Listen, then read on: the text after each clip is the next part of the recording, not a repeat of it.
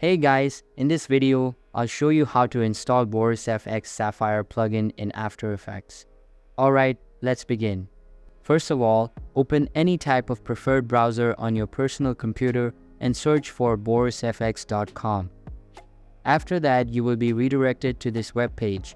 Here, click on the download button and wait for it to be completed. Once the download is complete, install it onto your computer and sign in. After signing in, click on Continue and a variety of options will be displayed on your screen. Simply select the Sapphire plugin and then click on the Install button. After it's done, you can then get to the Adobe After Effects and then search for it in the Effects tab. So that's basically how you can install Boris FX Sapphire plugin in After Effects. And that's it for this video. If you find this helpful, consider subscribing and giving this a big thumbs up. Thanks.